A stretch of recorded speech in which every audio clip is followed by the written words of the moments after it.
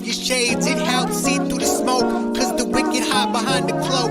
And if you stay in the mist, you gon' be soaked. So listen up, cause this hair of the dog, what's real, what ain't, is this the fog or smog? Cause there's a difference when you breathe it in. So don't let the corporate media take you for a spin. This that morning show, they put you in the know. So I hope that you ready, cause all we do is go, go, go. Yeah, come get your info, you gon' be like, whoa. Hair of the dog, we bout that, ayy. We in the zone, we out here, yeah. Spitting the facts. Good morning, everyone. Welcome to Hair of the Dog. I'm Andy Kennedy. It is a beautiful day in Canada, which is typically a strange thing to say in March, but in Americanese, we are going to be reaching as high as 50 to 55 degrees today. The snow is melting. The birds are thawing. Everything is lovely. And so I'm in a better mood than I normally am, locked in my little house here north of the border. But regardless of that, we're going to get started. I would love to introduce my lovely and talented co-host, Miss Carrie Barber. Good morning, Carrie. Good morning, Andy. Thank you so much for the lovely introduction, as always. It's bright and sunny here in lovely New Mexico. 300 plus days of sunshine. In fact, we had rain yesterday, and I think I felt a couple drops, but that was it. So it's lovely. Does that here. mean that the entire state of New Mexico, which we must remind our viewers that New Mexico is a state in the United States? Isn't that sad that you have to do that? We cannot ever take that for granted, but I just, I ask that is that when you feel one or two raindrops, does that mean that you automatically go out and get your umbrella, right? In the same way that a quarter inch of snow shuts down the entire state of Texas. You know what? Not here. I didn't see that. But we're waiting to see because there's a windy season and a monsoon season, and I've lived in monsoon seasons in Asia, so I'm kind of curious what they call a monsoon here. So we'll see. We'll see. Monsoon, yes, I'm sure that it's quite the deluge. Probably not. And like I said, monsoon season in Asia is wall-to-wall rain for about 3 months. Right. That's it. That's all you got. So. Well, and now granted, weather patterns are different than they used to be, right? When I was a kid, I remember when they said they were predicting rain, it would be a slow, steady rain for 3 days in a row, right? It would just rain. Now you get these little supercells that come through for 4 minutes and 60 or 4 minutes and 23 seconds. And the clouds are green and the lightning strikes are plenty and the wind is house knocking over-esque. Mm-hmm. And then it goes away and the sun comes out, right? So it's different, certainly, than it used to be. But. Oh, absolutely. And we're seeing that all across. Oh, hey, Kevin Jordan has joined. Good morning, Kevin. So real quick, for those who are just tuning in for the first time, where have you been? Second is we are live. We are interactive. Anything can happen. Particularly, we'll probably hear my dogs barking in a minute, so I apologize. But if you want to weigh in, and we highly encourage you to do that with questions, comments, anything else you want to share, you can do that in the chat and we will see that. I will do my best to read them and make sure that we address them on air, but please feel free to weigh in. So yes, Kevin, good morning. Thank you so much for joining us. And let's go ahead and get started because I want to give our guest plenty of time. So first, Andy, let's get into the topic. And this is the first graphic so that everybody is well aware and we're all kind of on the same page of where we're going with this conversation today. So we're up. Okay, so RICO laws. Someone my age or older might remember, that these laws were used to get Capone and all of these gangsters and things like that. Well, RICO laws have evolved over the last few decades to encompass like 35 different criminal acts. And RICO laws tend to focus on organizations. What's really cool about this is, oh, Kevin says Jay Brandon sent me. Well, tell Jay Brandon we said hi. He's in Facebook jail for posting things. So it's funny. But RICO laws, getting back to that, are now being used to go after politicians because it is an organization. Remember, these are private corporations. These are individuals working in concert. You have power, you have control, and you have all of these other things. So while we're talking about RICO laws, shout out to all of the state representatives in South Carolina. Some of you should be really nervous right now about what we're talking about in the RICO laws, because I'm just a flunky journalist. I'm not a lawyer, but I can see it. Yes, and just so people realize, RICO stands for Racketeering, Influence, and Corrupt Organizations Act, right? Like yes. that's what it stands for. It was originally brought in to deal with gangs or corrupt groups that originally I think it was for gambling purposes, like illegal gambling and that kind of thing. And so just a little background. Yeah. And then it, went into tax evasion, all of this sort of thing. So where it applies to the conversation today is if, for example, you have a politician who is in charge of getting judges elected or reappointed. Like, for example, you have a state like South Carolina where the people don't actually vote for their judges. It is the politicians who do it. And they do it through these little committee things. And let's say all of these politicians are also members of the bar. So they have private practices where they are now appointing the judges that will hear the cases for their private practices. Nothing untoward there, right? No, move along. So let's say part of this process involves vetting judges and any judge who might have done anything. So you solicit the public and other agencies for complaints. And you get those complaints. And let's say that number is, 147. And then you take those complaints and you sweep them under the rug. And you say, well, there's nothing to see here. Nothing untoward there. Right. And the only pushback that I would have is that now it would be sweeping it under the laminate hardwood. Exactly. So then let's take it a step further.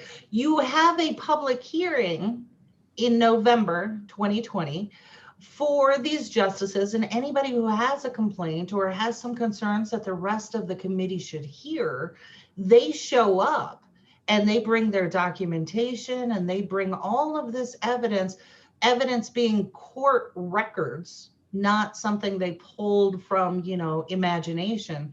They bring the court records and they stand in front of this committee and they go through these records and they tell you, hey, this judge probably shouldn't be reinstated at this level. And let's say you, as the lawyer who is also head of the Senate and you're responsible for this committee, shout out to Luke Rankin, by the way. Let's say you're, maybe a Luke Rankin who is in charge of all of these hearings, and you take the witness statements and not only do you shove those under the linoleum floor, but then you help guide that judge in how to answer it. I think in court you call it leading the witness, but in this committee, perfectly okay. And you can lead that judge into the answers that you want to hear in order so you can go ahead and just put that forward. And then when you get to February 2021, you don't tell any of the House members or the Senate members who will be voting on this judge about any of the complaints. You just say, none of it happened, whatever. So that judge automatically gets reinstated.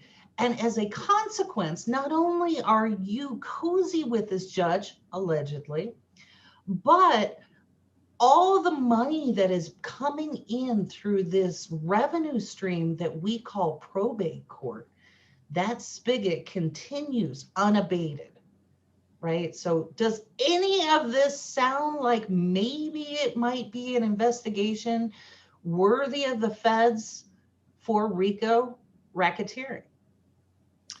Perhaps. Well, I'm glad that you answered that way, Andy, because the Fed is now starting to investigate. So again, shout out to you, Lou Rankin.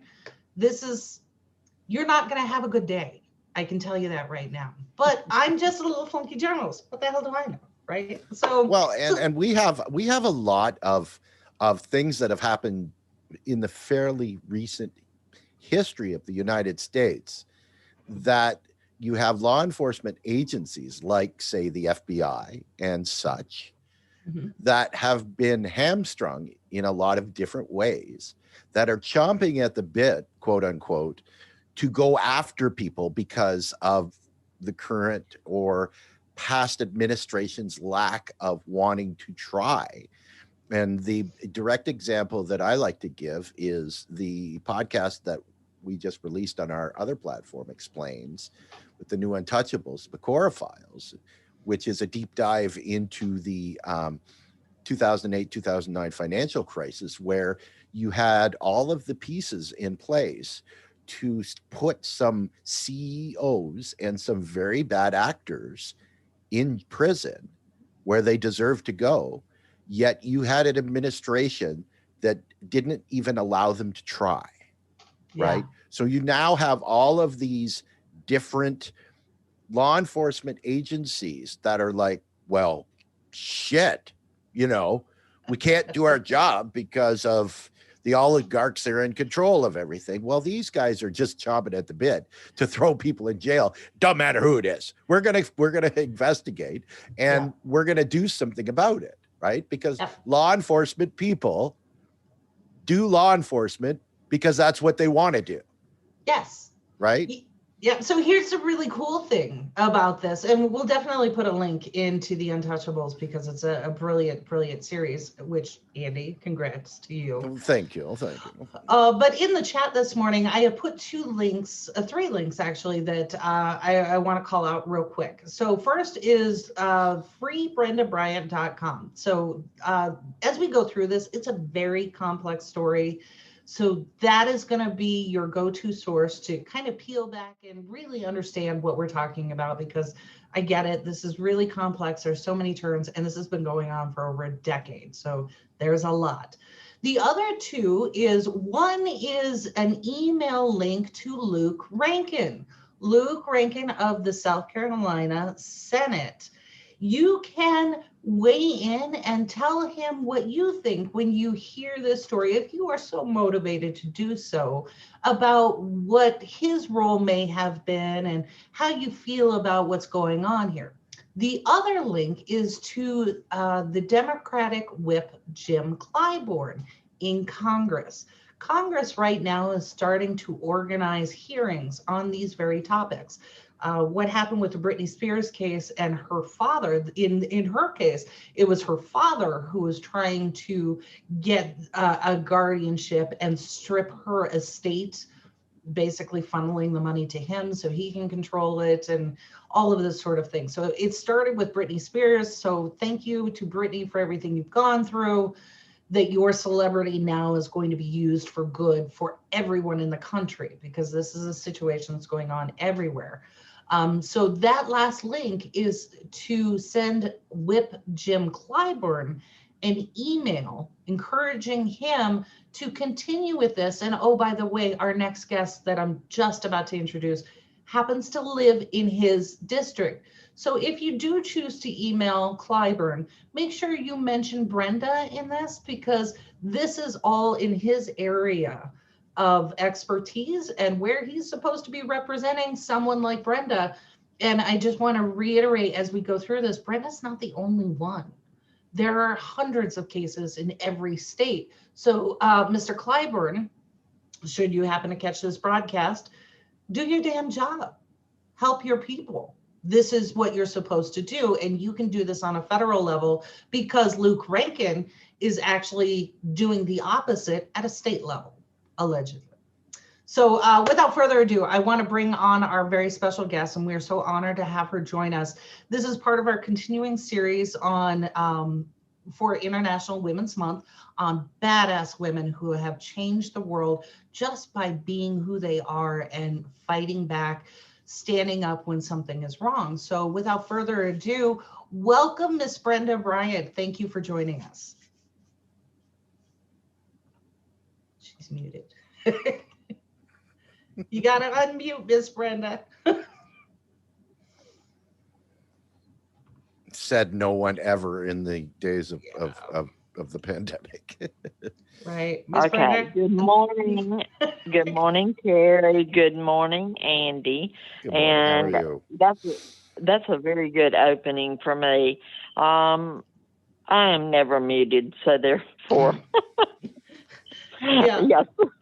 Yeah, well, we thank you for joining us, and we want to talk about. We want to open with what you did and why we should all be acknowledging this effort, right? So, if you don't mind, Andy, the second graphic that we have this morning, this is for duty of care, and this is something that it seems to be a reasonable expectation for most people, that when you go into a hospital, when you have a family member or something go into a nursing home, whether you're in prison, all of these things, when you have someone else caring for you, you should have an expectation that they will do what is reasonable and necessary to keep you safe and protect your person.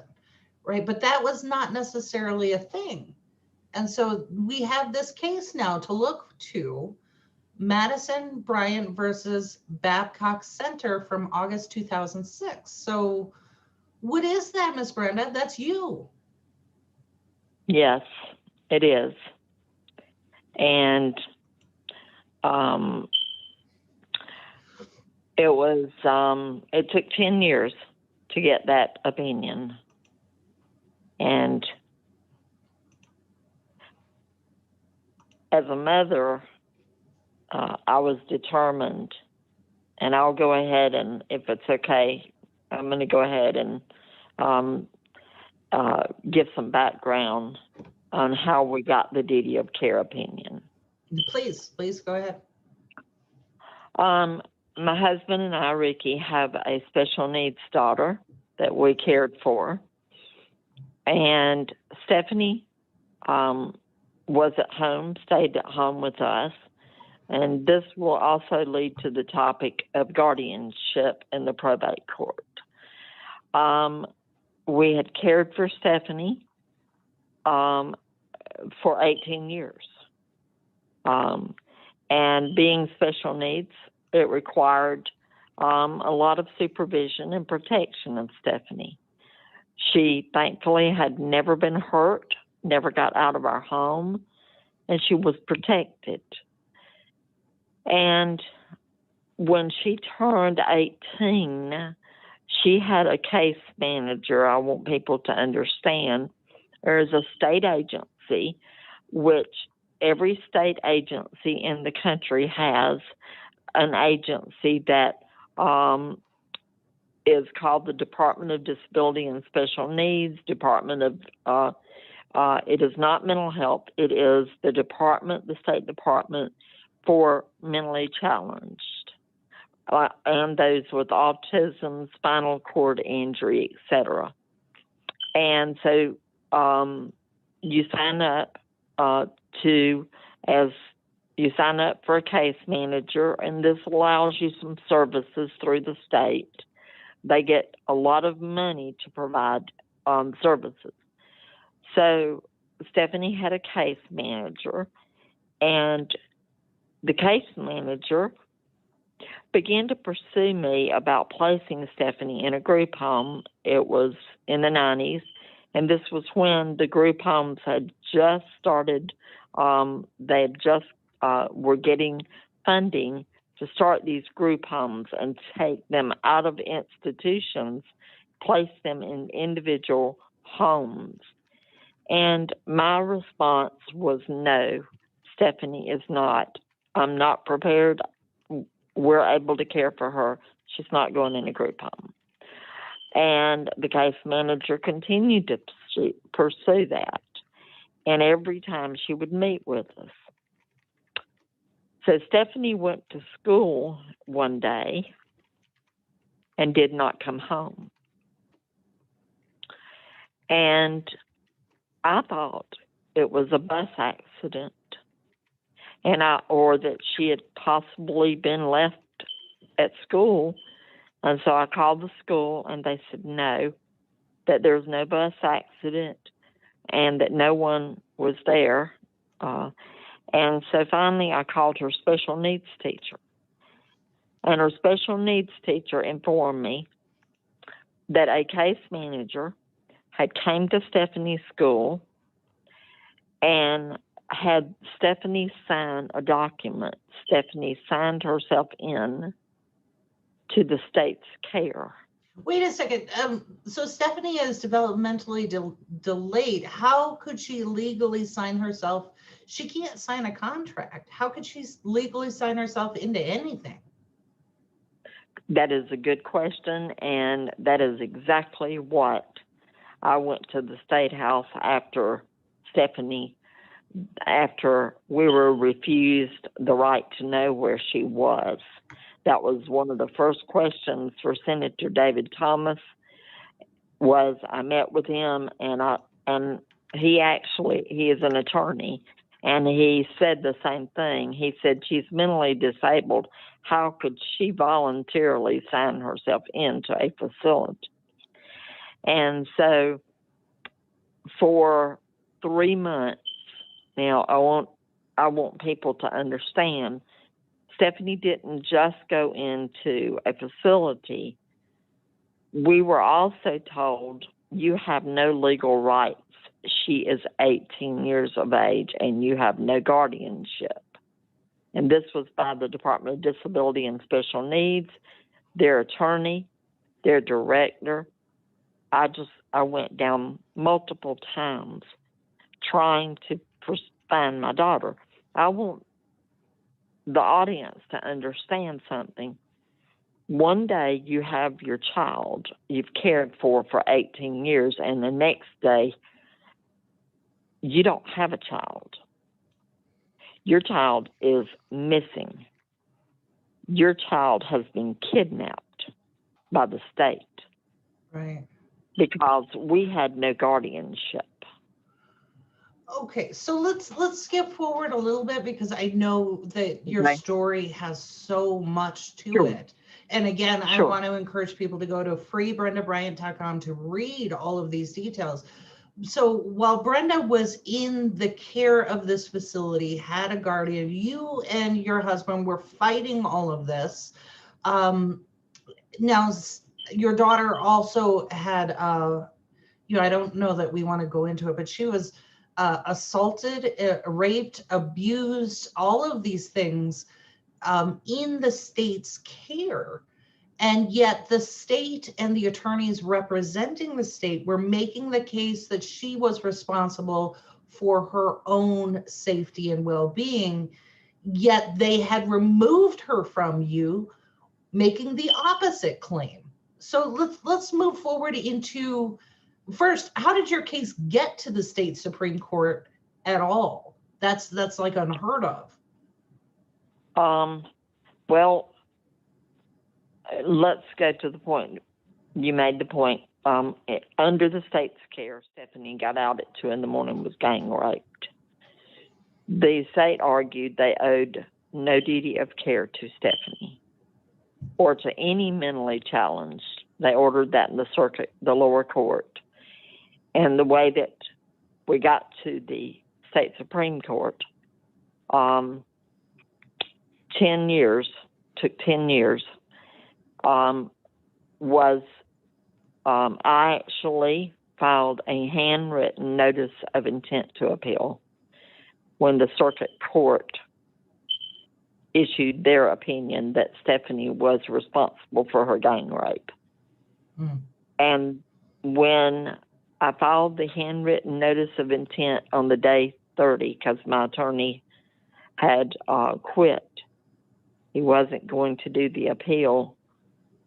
When I filed that, the state Supreme Court does what they call they intervene, and they reach down and they take a case from the Court of Appeals if they consider it a matter that is of public interest that has never been decided in the state.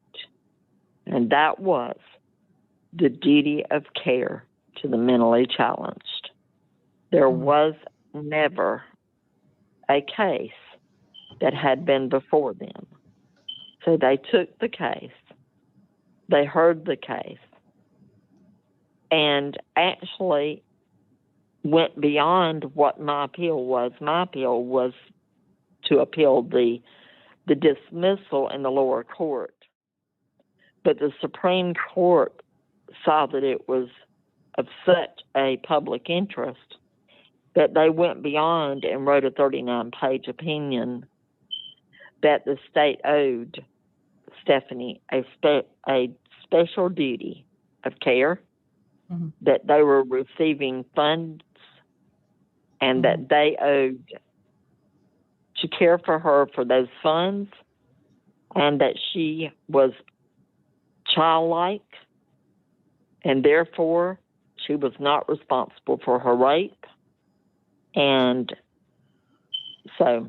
Well, okay, you said something really important there that I think we need to address. So in this case, you had attorneys for the state, for the organizations that essentially kidnapped your daughter, making the case that she was responsible for herself, even though she could not leave this facility. She had no autonomy whatsoever. But the important point that you mentioned is they were getting money for having her there. So let's talk about that. Let's talk about the money here, because I think that that is important not only for the Supreme Court case, but everything that followed, right? So let's talk about it. They were getting a Medicaid waiver, which paid them approximately $100,000 a year for her care.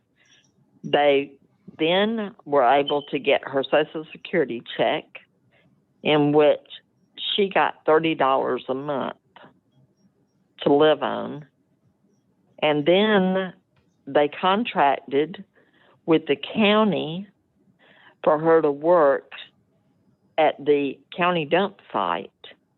And she worked 40 hours a week, and they paid her 85 cents an hour for 40 hours a week.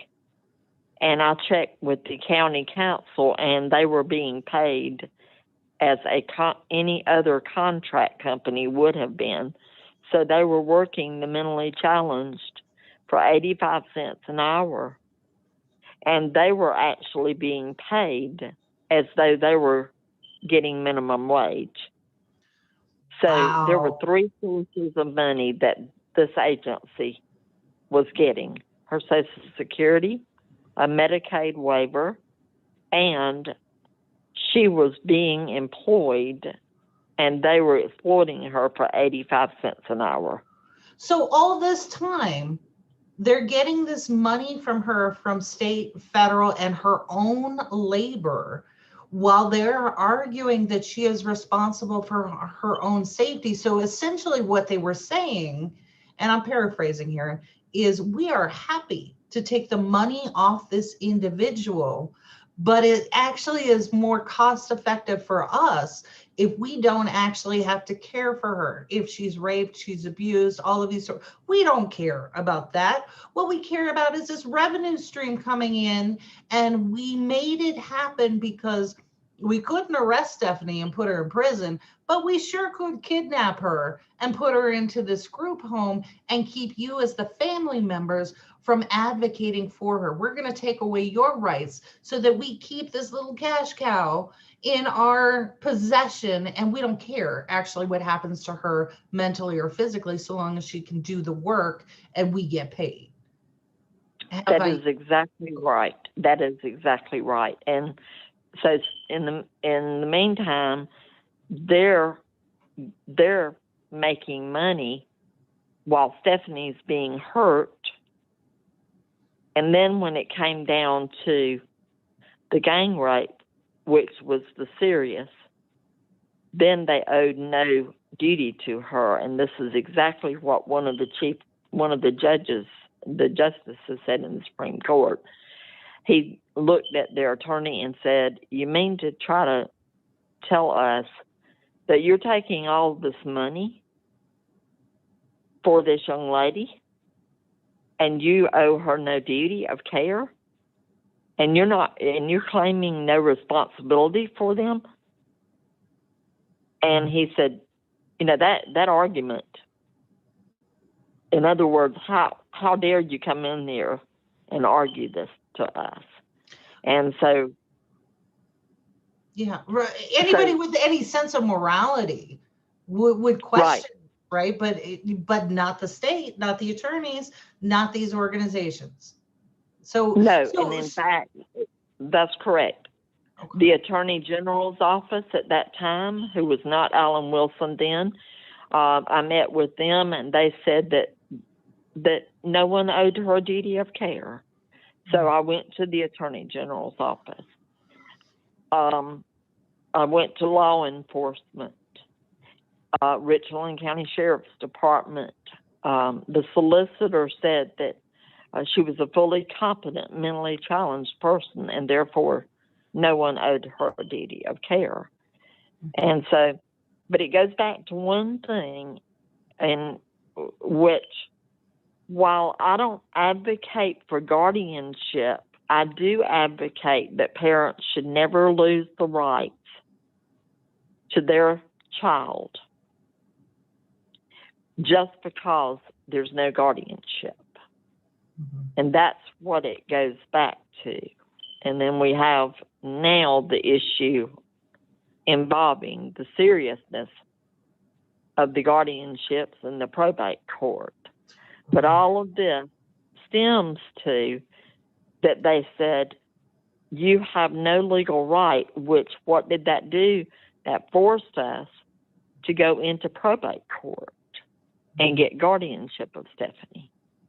Okay, and so we're getting short on time, and there's a really important piece of this that I think we need to get to. So you have this landmark case where the state Supreme Court rules in your favor and goes even further than what you asked for. It establishes precedents for duty of care, not only for nursing homes and care homes like the one that Stephanie was abused in, but for everyone. And this case, while it happened in South Carolina, joined other cases in California and others to create a nationwide standard for duty of care. So now we have this case that is being cited over and over again. If you have a family member in a nursing home who hasn't been cared for, if you're in the hospital, if you're in a prison, if you're in a jail, all of these things go back to your case and others like it. So it's groundbreaking, and you would think people would be happy about it, but they weren't, right? Because we talked about the money and this revenue stream that the state was getting. You threatened that. So that cannot stand. What happened to you personally after this case came down and you threatened these corrupt judges and you threatened the corrupt guardians and the system and threatened to take away their easy money? Take us through some of that. Well, I think the quickest way to take us through it was we settled with the Babcock Center. We went to set up a trust. The DDSN, the state agency that actually argued that they owed no duty, one of their directors wrote a letter right before trial against the state that I did not let Stephanie take psychotropic drugs, and wrote a letter that said that he felt that I would not let her go to church, and he felt I was not the best person for Stephanie. And he didn't include the fact that they had left Stephanie at church unattended and did not bother to pick her up. So, in other words, they sought a reason to have me removed right before the state agency was to go to trial. I was removed as her guardian, and a guardian ad litem was appointed by the probate judge, who then turned around, Judge Edward Sabine, and appointed the guardian ad litem, Teresa Horton, who then recommended a new guardian. I was removed as guardian. Stephanie would be under Tracy Parsons, a guardian, and Teresa Horton for 1 year at the who charged her $100,000 for a year.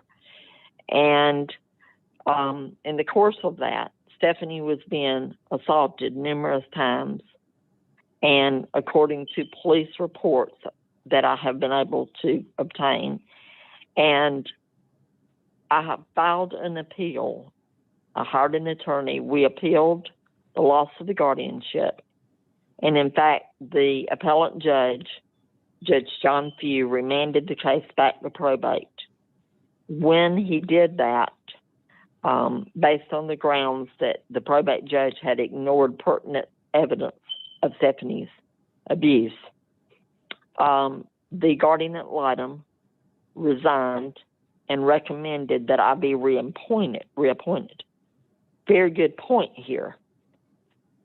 If I was not fit to be her guardian when she originally filed the petition to remove me, why would she recommend me to be reappointed?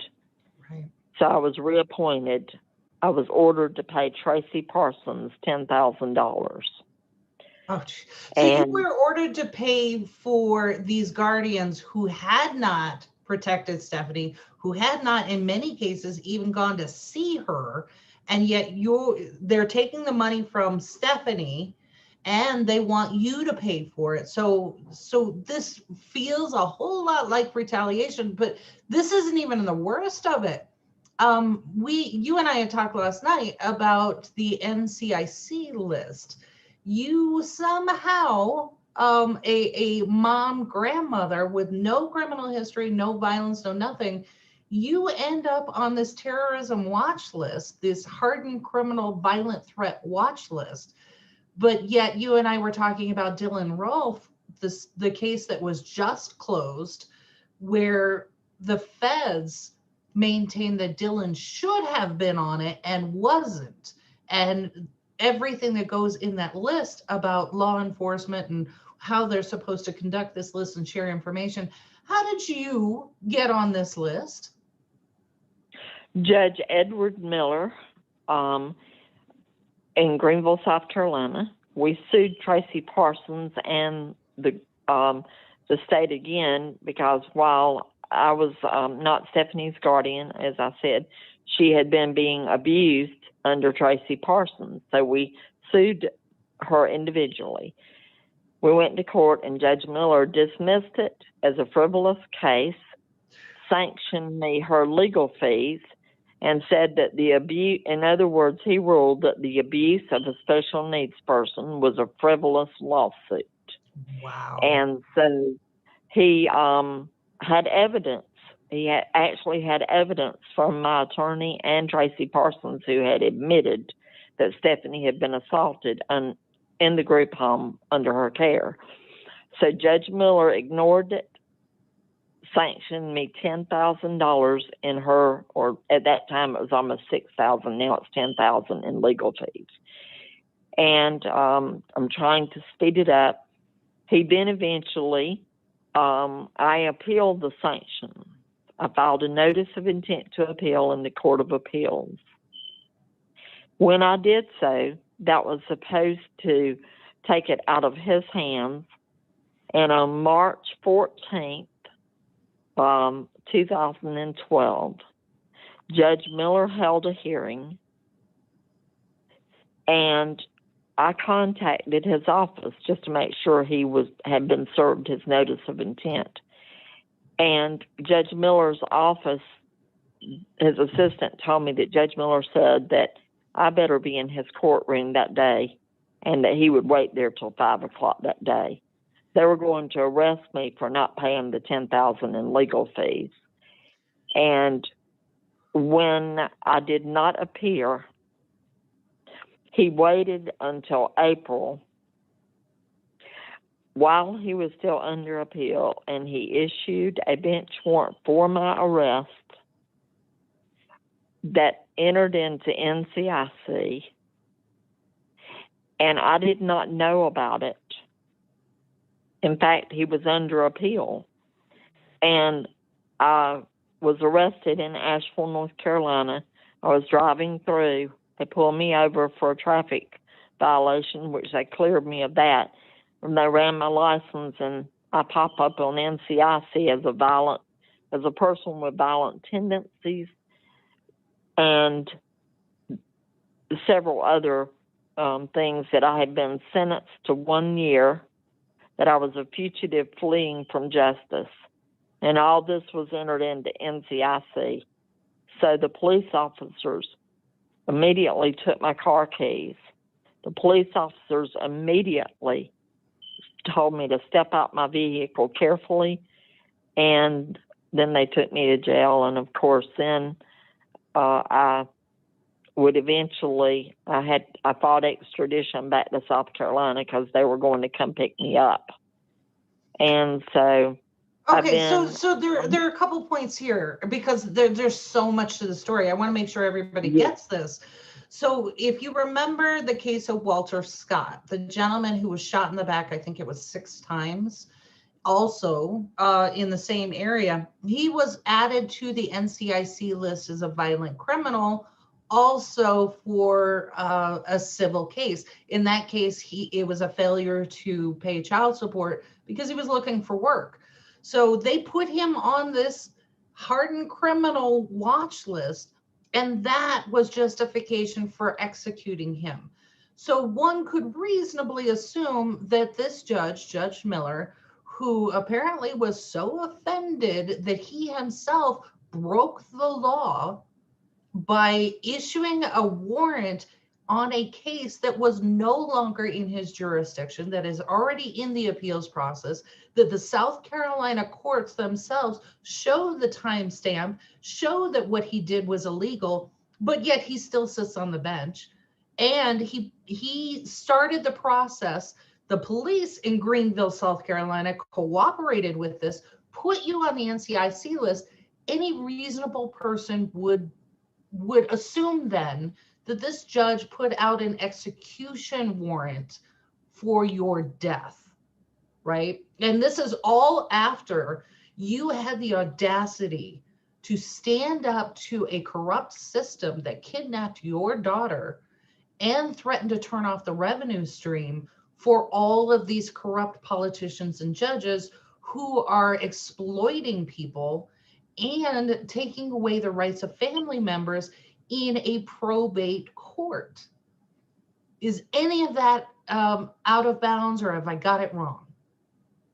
No, that is exactly correct. And in fact, a legislator stood before the General Assembly and opposed Judge Miller on February 3rd, and he stated that I had been retaliated against by the state, by Judge Miller, and by the state of South Carolina for fighting for special needs, in particular for Stephanie, against her gang rape against the state agency. And that is a complete correct statement that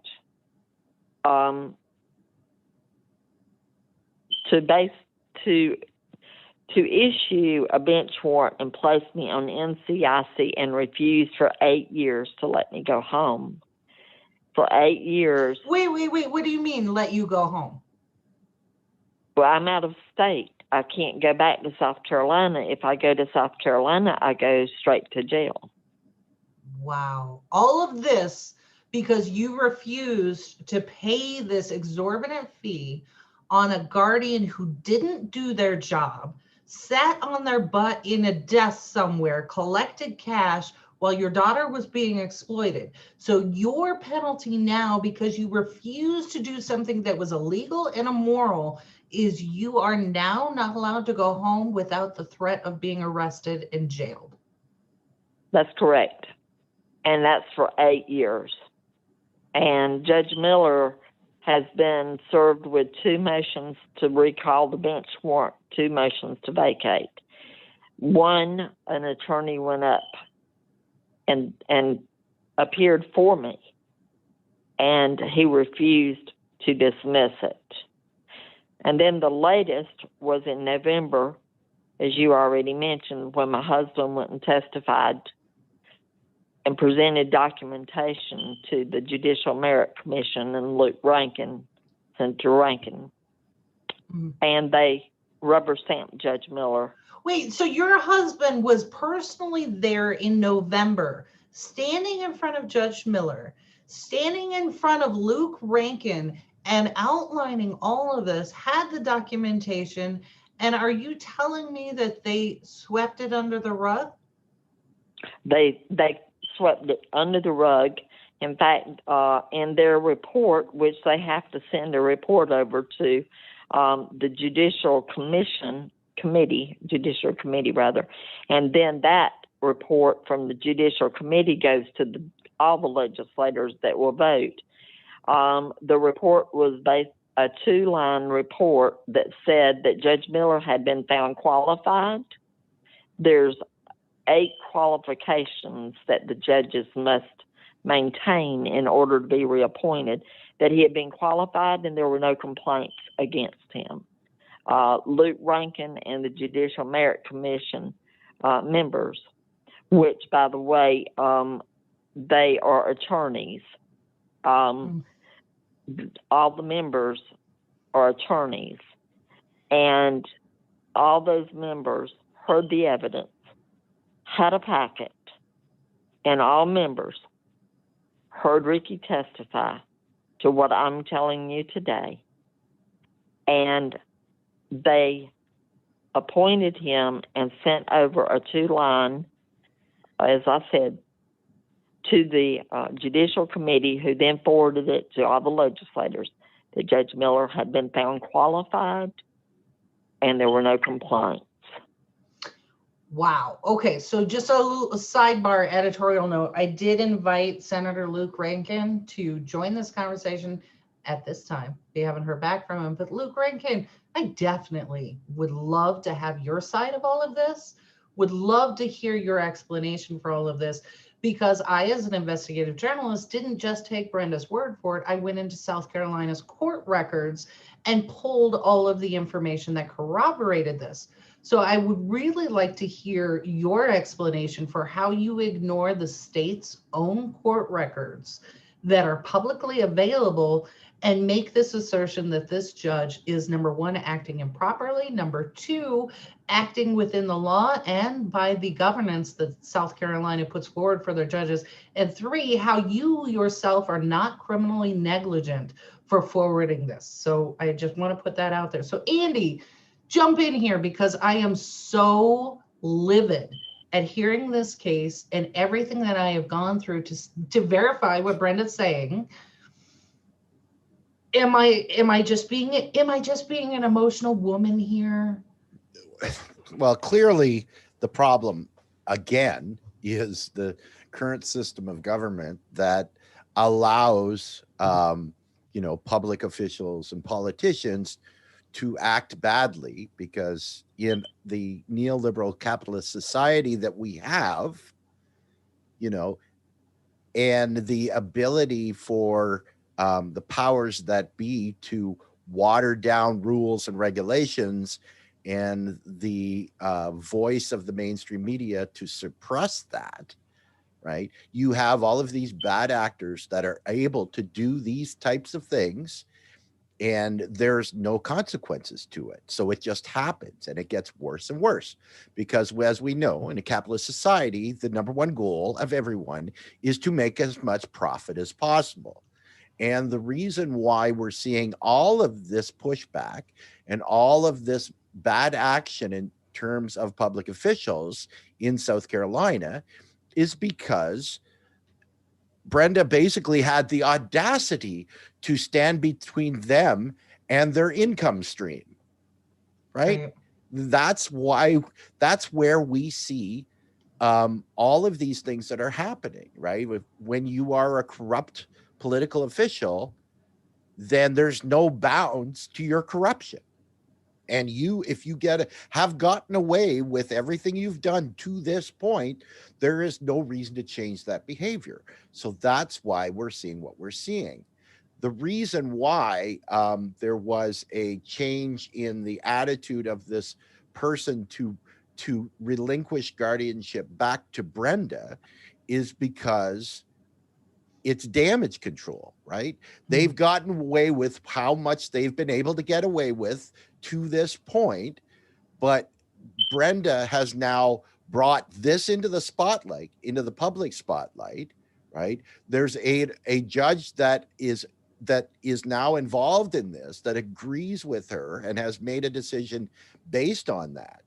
And so the guardianship goes back to her because now that system is in damage control, right? It's easier to ask for forgiveness and permission.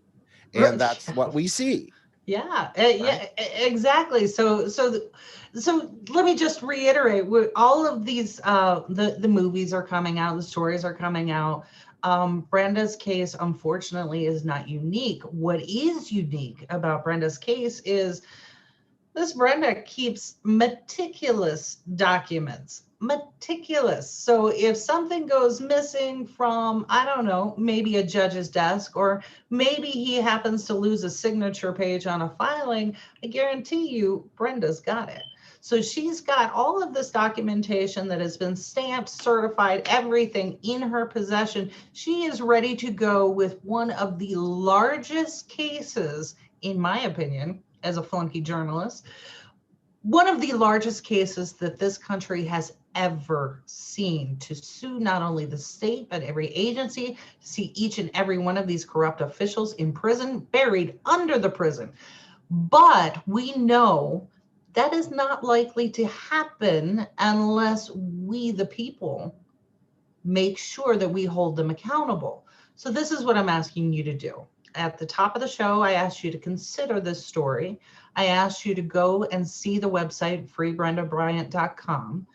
If you are so moved, if you are looking at the same documentation I was looking at, and you feel like that you not only need to protect Brenda and disabled people, but seniors and anyone else who is in an accident in the ICU, all of these places. And if you understand that there is a risk to you and your family at any time, God forbid you should save up a little bit of money and open a trust account, you are at risk. If you want that to change, there are two things that I am asking you to do right now. I have posted a link to, again, the whip, Jim Clyburn. He's a Democrat sitting in Congress. Get him moving.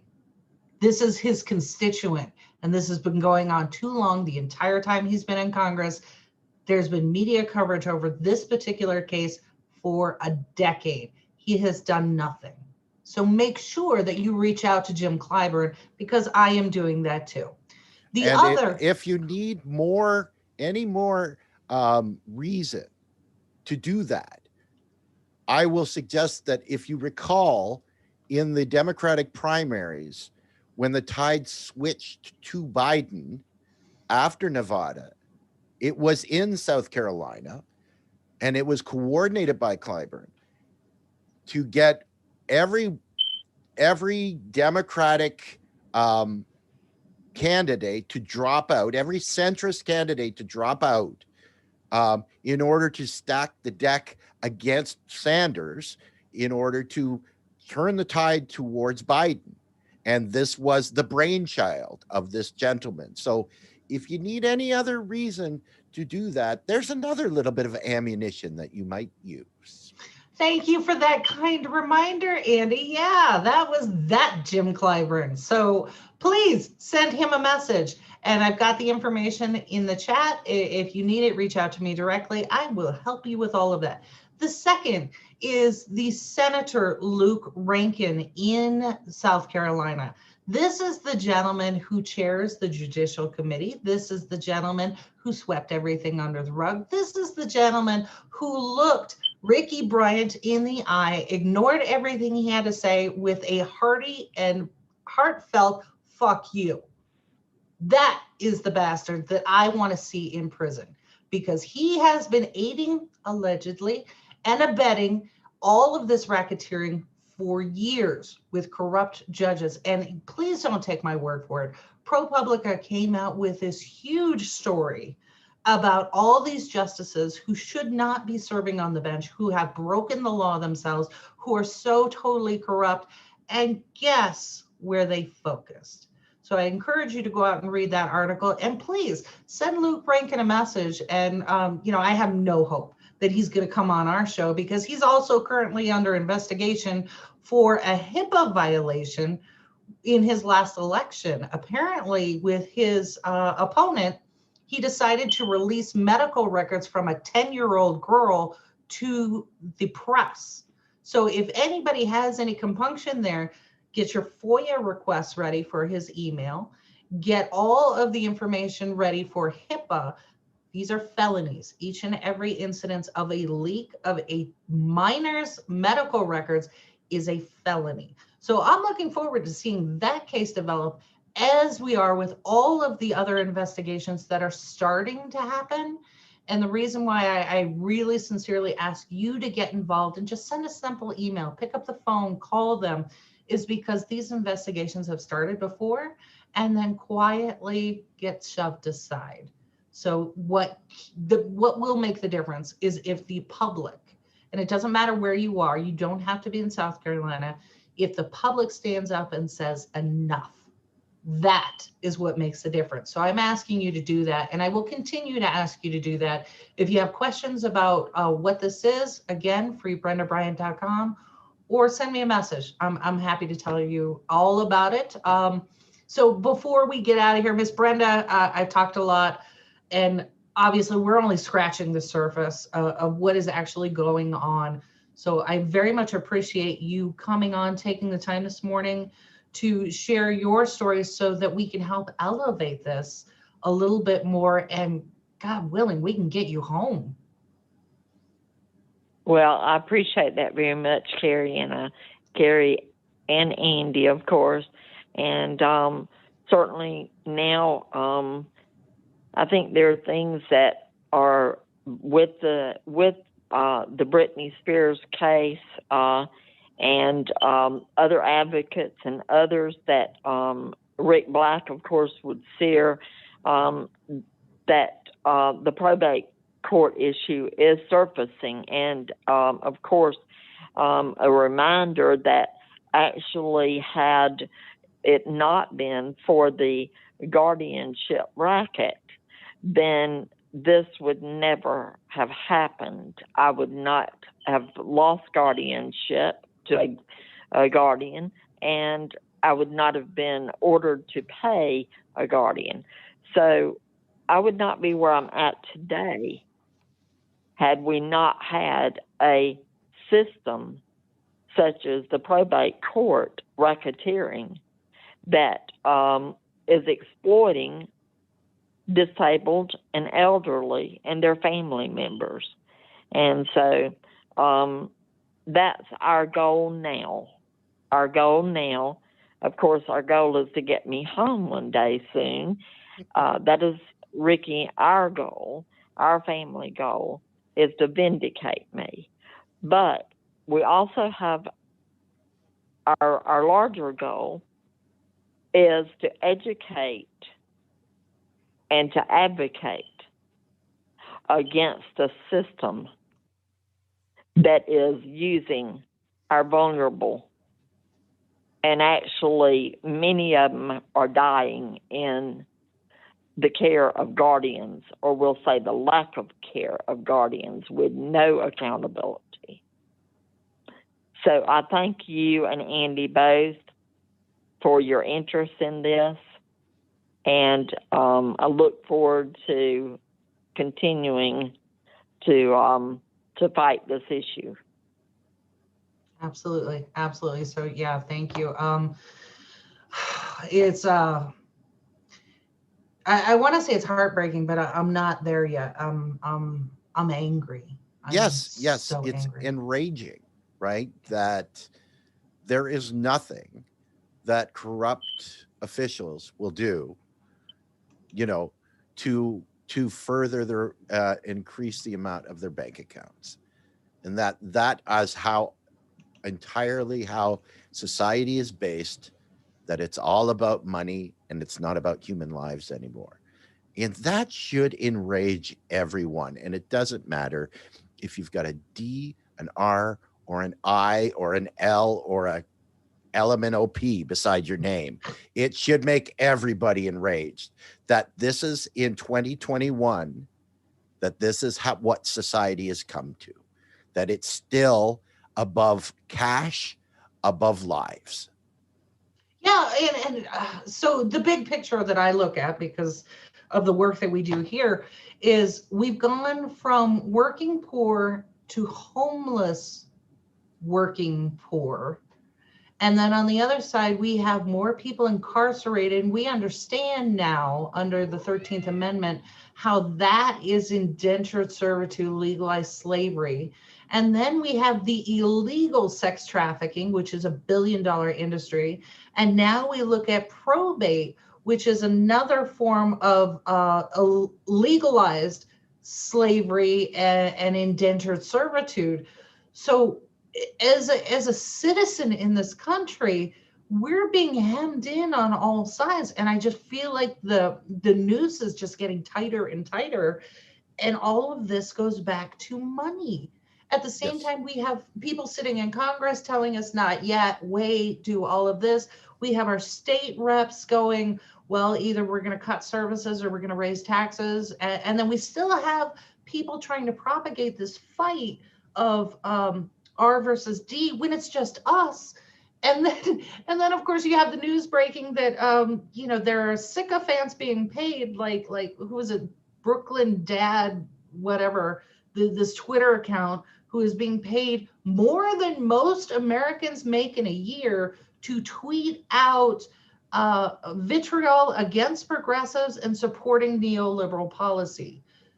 It's mind-blowing that we are in this state and people are still looking around. Well, at the same time, shout out to Keep It 100 Dre, one of our former guests. He broke the story about in Kentucky, there's a law to make it illegal under a fine and 3 months in jail to insult a police officer during a protest. Think about this. This is where we are. And this is why, if you do nothing else today, I am asking you, please send a quick email, pick up the phone, get Clybourne, light a fire under his ass. This is somebody who was a civil rights activist. That's how he got to Congress. Did he forget where he came from? And I said it, I'm saying it again. Did he forget where he came from? Because here you have a case that I know he's aware of. I know he's aware of this. And he hasn't done anything. And by helping Brenda Bryant, you help hundreds of thousands of families all across this country break that noose.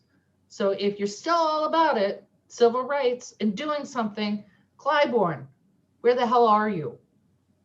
So that is my rant for today. I can obviously go on for hours about this one, but I'm gonna let it go for here. So Andy, take us out. Final thoughts. What do you got? That the more things change, the more they stay the same, right? We want to find out why things are so badly screwed up, and it always comes back to the same reason, right? That it's of public officials and politicians acting badly and allowing, in the Grisham's dynamic way, that bad actors always get to prevail.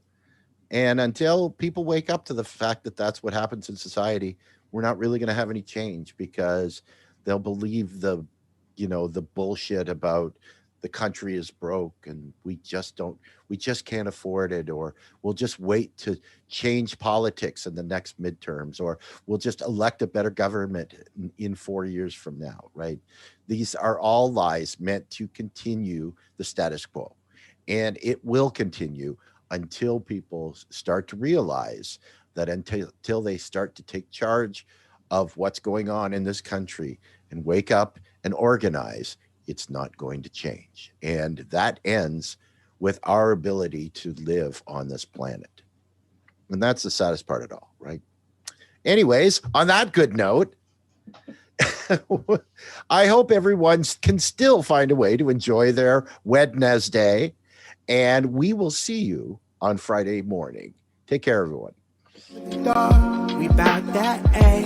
We in the zone, we out here, yeah. Spitting the facts, how it's supposed to be. Hair of the dog, we keep it neat.